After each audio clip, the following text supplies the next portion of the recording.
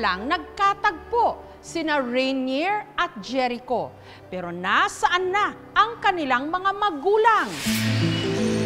Parehas na sabik sa pagbabalik sa kani-kanilang face-to-face classes ang pinaniniwalaang kambal na sina Jericho at Rainier.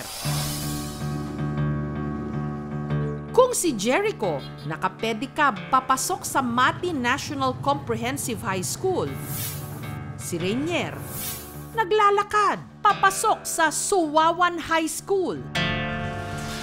Magkaiba man ng pinapasukan.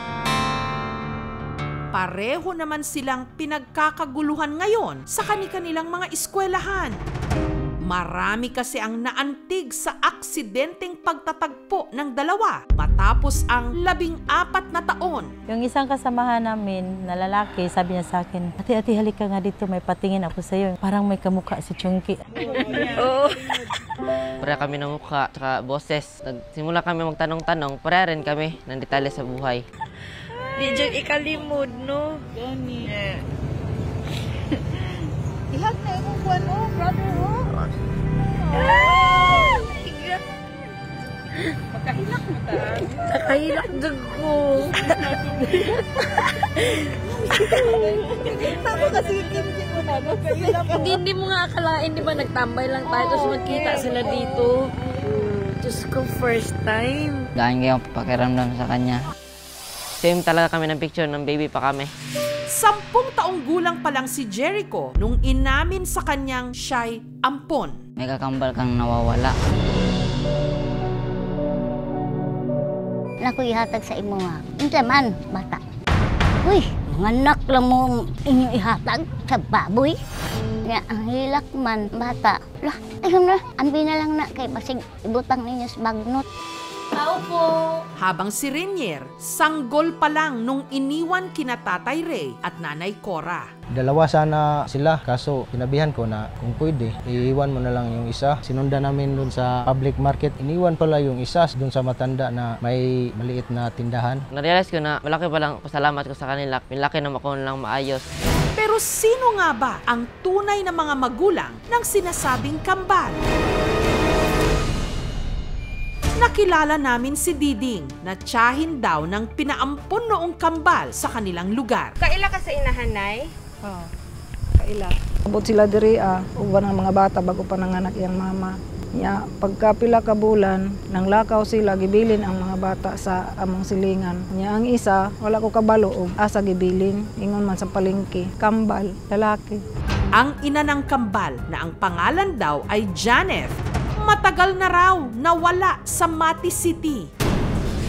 Pero kung gusto raw naming malaman ang katotohanan, sadyain daw namin ito sa bayan ng Basay sa Samar.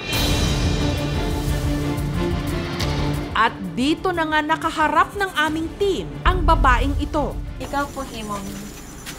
Janet. Pero nung ipinakita namin ang litrato ni na Jericho at Rainier, may kaugnayan ba talaga si Janeth kina Jericho at Rainier?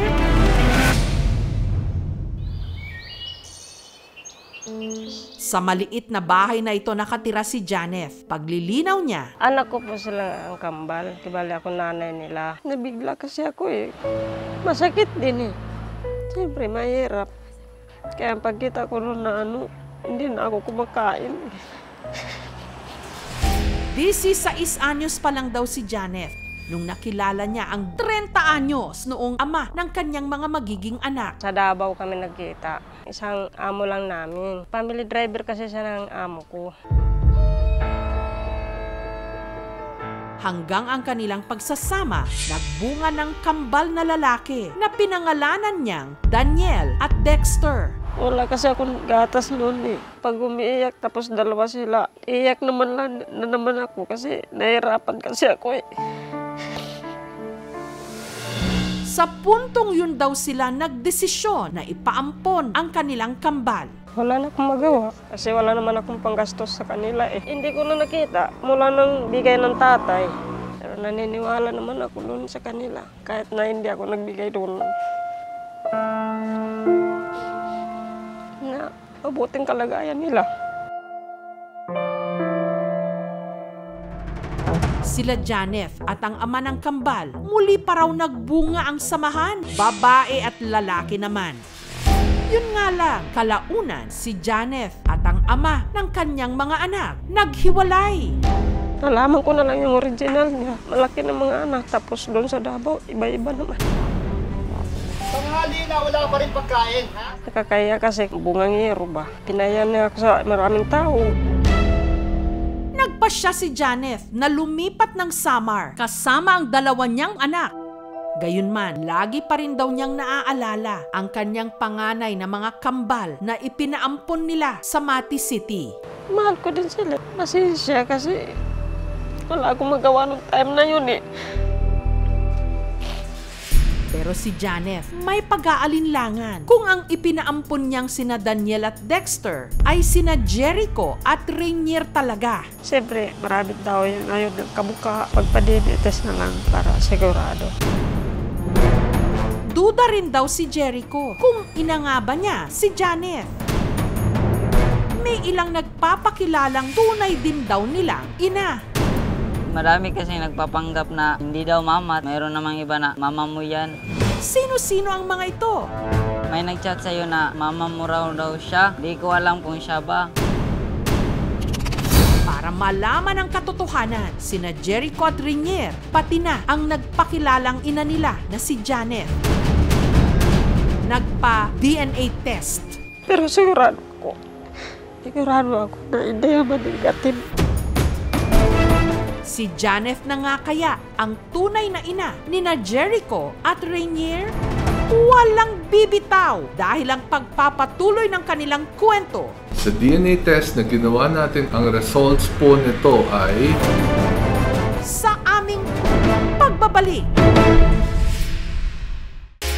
Nitong nakaraang linggo, sina Jericho at Rainier bumisita kasama ang kanilang mga pamilya sa lumang bahay ng kanilang di umano'y mga tunay na magulang.